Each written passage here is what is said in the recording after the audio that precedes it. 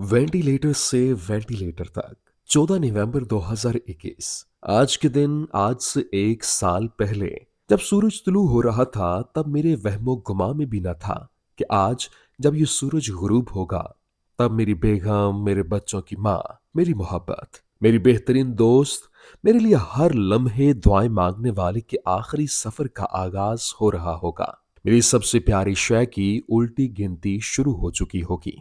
मेरी जिंदगी की सबसे कीमती शय का बिगिनिंग टू द एंड हो रहा होगा। मेरे वहमो गुमा में भी न था कि वो जिसे मैंने टूट कर चाहा, जिसने मुझे टूट कर चाहा, जिसने मेरी खातिर 3 साल अपने घर वालों से बाकायदा जंग लड़ी, जिसने मेरे लिए हर दुख सहा, हर गम सहा, जो मेरे लिए किराए के मकानों में रुली, जिसने मेरे लिए नौकरियां की, जिसने मेरे लिए फाके काटे, जिसने मेरी हर गलती नजरअंदाज की, जिसने मुझे कामयाबी का रास्ता दिखाया, जिसने मुझे उठना, बैठना, बोलना सिखाया, जो हर कठिन लम्हे में मेरे साथ खड़ी रही, जिसने हर नाजुक लम्हे में मेरा हाथ ना छोड़ा।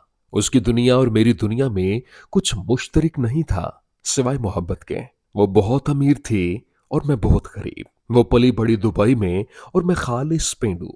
उसे घर से माहाना जेब खर्च 10,000 मिलता था, मेरी तनख्वाह 3,500। जो आला तालीम याफ्ता और मैं 12वीं पास। बाद में मुझे बीए एमए भी उसी ने करवाया, जिसके पास शादी से पहले अपनी कार और मैं वैगनों बसों का मुसाफिर, जो मेरा सब कुछ और जिसके बिना मैं कुछ नहीं। मेरे लिए उसने क्या कुछ नहीं किया। एक छोटी बल्कि बहुत ही छोटी सी मिसाल। हमारी शादी से चंद साल पहले उसकी बहन की शादी हुई। 5 तकरीबात 90 की दिहाई में 1.5 करोड़ लगा। हमारी शादी का वक्त आया, चूंकि मेरे पास कुछ न था। उसने अपने जमा करदा 1 लाख रुपए मुझे दिए। फिर मेरा भरम रखने के लिए अपने घर वालों से कहा कि वो इंतहाई सादगी से शादी करेगी, सिर्फ निकाह और वलीमा होगा। फिर उसने मेरे साथ बैठकर उस 1 लाख का बजट बनाया। निकाह पर इतना खर्चा, वलीमे पर इतना खर्चा, इतने मेहमान। उसके दिए 1 लाख में हमारा निकाह वलीमा हुआ। जो जेवर मैंने उसे पहनाए वो भी उसी ने मुझे दिए थे। जिस किराए के मकान में हम शिफ्ट हुए उसका 6 महीने का किराया भी उसी ने दिया। घर का सारा फर्नीचर भी वही लाई। हमें जो सलामियां मिली उन पैसों से उसने अगले 6 माह घर का खर्चा चलाया। वो नाजो नौम में पली हुई थी। शादी से पहले घर में उसके काम करने के लिए मुलाजिम, शादी हुई तो बरसों तक उसने खुद कपड़े धोए, झाड़ू फेरे, घर की सफाई किया करती, खाना पकाती, बर्तन धोती। ये अलहदा बात, इधर वो मेरी जिंदगी में आई, उधर मेरे करियर को पर लग गए। मेरा हर उल्टा काम सीधा हुआ, मेरी मट्टी सोना बनी। और चंद बरसों बाद वो वक्त भी आया जब अल्लाह ने हमें वो कुछ अता कर दिया जो हमने सोचा भी ना था। बात कहां से कहां निकल गई। बात हो रही है आज की, यानी 14 नवंबर 2021 की। मैं उठा, मैंने देखा बेगम खिलाफे मामूल फजर की नमाज के बाद कुरान पाक की तलावत की बजाय लेटी हुई है। मैं उसके साथ बेड पर बैठा, उसका हाथ अपने हाथों में लिया। उसका हाथ ठंडा, कुछ ज्यादा ही ठंडा। उसने आंखें खोली, मुस्कुराने की नाकाम कोशिश की। मैंने उसका चेहरा देखा। मुझे उसका चेहरा थका थका सा लगा। मैंने पूछा, क्या बात है? तबीयत ठीक नहीं लग रही तुम्हारी। बोली, हाँ, पेट खराब और उल्टियां, रात भर सोई नहीं। मैंने हैरान परेशान होकर कहा, जब तुम्हारी तबीयत खराब थी मुझे क्यों नहीं उठाया? मुझे उठा देती, हम अस्पताल चले जाते। बोली, तुम बहुत गहरी नींद में थे, थके हुए लग रहे थे। मैंने बात काट कर कहा, अच्छा छोड़ो सब बातें, उठो, तैयार हो जाओ, अभी अस्पताल चलते हैं। बोली, नहीं, मैंने दवाई ले ली है, पहले से बेहतर हूं। अभी चाय रस खाऊंगी, अगर तबीयत ज्यादा खराब लगी तो फिर अस्पताल चलेंगे।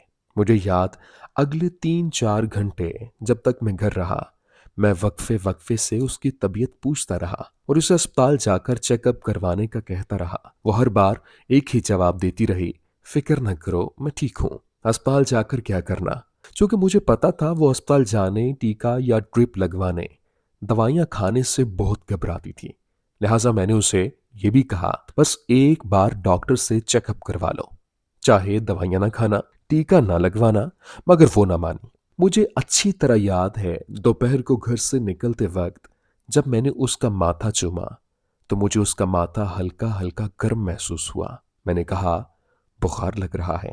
बोली, हाँ लेकिन बुखार की दवाई खा चुकी हूं। तुम कितने बजे तक घर आओगे?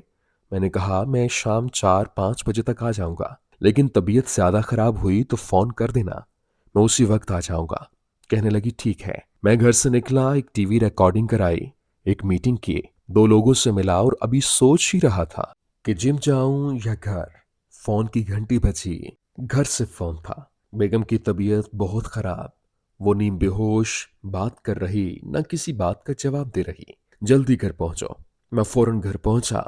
नीम बेहोश बेचैन होकर मुसलसल पहलू बदलती बेगम। मेरे हाथ पांव फूल गए। फौरन एम्बुलेंस मंगवाई। अपने घर के करीब इस्लामाबाद के सबसे बड़े प्राइवेट अस्पताल पहुंचे। इमरजेंसी वार्ड में मुआयना शुरू हुआ। अब वो सर हिलाने के साथ साथ मुसलसल बाजू टांगे हवा में चला रही थी। थोड़ी ही देर में सब सीनियर डॉक्टर पहुंच गए। डॉक्टरों के एक मुख्तसर से मुआयने सलाह मशवरा के बाद एक डॉक्टर मेरी तरफ आया। बोला, आपकी एहलिया की ऑक्सीजन लो, बीपी लो, शुगर लो, वो शदीद खतरे में है। हमारा ख्याल है उन्हें वेंटिलेटर पर डालना चाहिए, वरना जान जा सकती है। वेंटिलेटर पर? यह सुनना था कि यकायक मेरे दिल की धड़कन तेज हुई। मेरी आंखों के सामने अंधेरा छाने लगा। मुझे कमजोरी महसूस होने लगी। मेरी टांगें जवाब देने लगीं। मैंने दीवार का सहारा लेकर बेयकीनी के आलम में डॉक्टर से कहा, डॉक्टर वेंटिलेटर? वेंटिलेटर क्यों डॉक्टर?